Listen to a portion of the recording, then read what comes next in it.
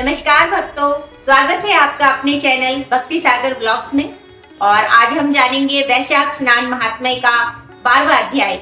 इससे पहले हमने 11 अध्याय सुने, जिनका वीडियो अगर आपने नहीं देखा है तो आप मेरे चैनल पर जाकर देख सकते हैं। इसी के साथ आज हम 12वां अध्याय सुनेंगे, जिसके अंदर हम जानेंगे यमलोक जाने के मार्ग का अवरुद्ध होना।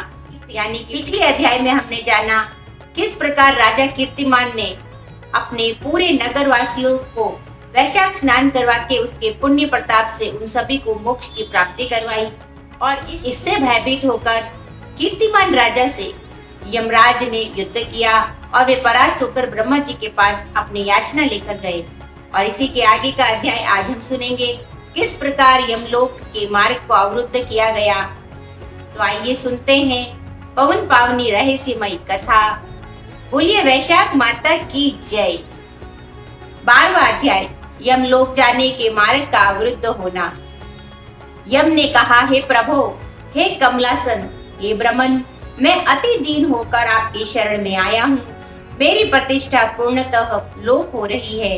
जब प्राणी की पद प्रतिष्ठा ही नष्ट हो जाए तो उसे जीने से क्या लाभ। जो अपने स्वामी के द्वारा नियुक्त कार्य को नहीं कर पाता, उसे घुन की योनि प्राप्त होती है।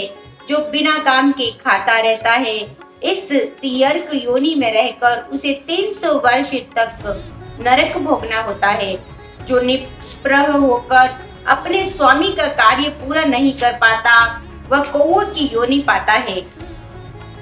जो अपने कार्यों में तत्पर रहकर भी स्वामी के कार्यों को बिगाड़ देता है, वह चूहों की योनि को पाकर 300 वर्ष तक नरक भोगता है। जो समर्थ होने पर भी कार्य नहीं करता और उसे बिल्ली की योनि प्राप्त होती है। हे प्रभु, मैं आपकी ही आज्ञा के अनुसार प्रजा के धर्म का साधन बनता हूँ और उनके कर्मों के अनुसार पाप और पुण्य की व्याख्या करता हूँ।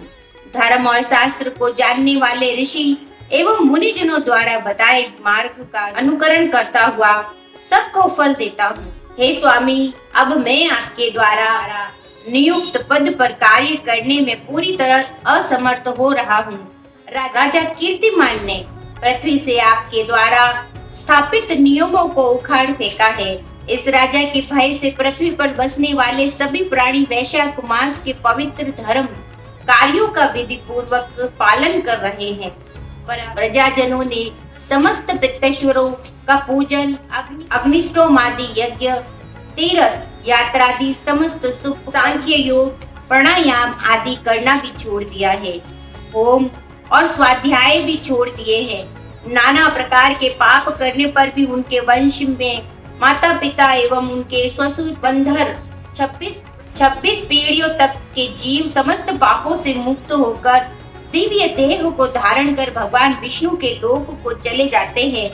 हे प्रभु, जब मेरे पास आने को कोई जीव शेष ही नहीं है, तो मैं अपने इस पद पर रहकर क्या करूंगा। और इस कारण मैं आपके द्वारा दिए गए उस दंड और पद को आपके चरणों में रखकर स्वयं इस पद को सेवा मुक्त होने को बाध्य हुआ हूँ। और हे देव, जो गति प्राणी को अनेक तीर्थों में स्नान करने, दान व्रत धर्म करने, उत्तम धर्माचरण करने, प्रभास में पतन होने, युद्ध क्षेत्र में वीर गति पाने, काशी में देह त्यागने तथा उत्तम यज्ञादि करने से प्राप्त होती है, वही मेष की संक्रांति में प्रातः काल स्नान करके भगवान की पूजा, कथा श्रवण और वैशाख महात्म्य का श्रवण कर विधि पूर्वक व्रतादि करने से प्राप्त हो जाती है। वैशाख मास का सेवन करने वाला समस्त पापों से मुक्त होकर दिव्य देह धारण कर भगवान विष्णु के लोक को प्राप्त करता है। राजा कीर्तिमान की आज्ञा के अनुसार उसकी समस्त प्रजा पापों से मुक्त होकर भगवान विष्णु के दिव्य लोक को प्राप्त कर रही है। अतः यह राजा मेरा सबसे बड़ा शत्रु है, साथ ही आपका भी शत्रु है। हे जगतपते, इस राजा का तो निग्रह करना ही उचित है। यदि इस राजा का कोई उचित प्रबंध नहीं किया गया तो वह भगवान विष्णु के चरणों के सहारे समस्त पृथ्वी के जीवों को अपने साथ विष्णु लोक को ले जाएगा। और हे ब्रह्मन, हे देव, राजा कीर्तिमान ने तो मेरे पद की समस्त मर्यादा को ही नष्ट कर दिया है। हे देव, सट्टमार्जन की बात तो कभी पुराणों तक में नहीं सुनी। किसी क्षत्रिय राजा ने इस प्रकार का कभी भी व्यवहार नहीं किया है।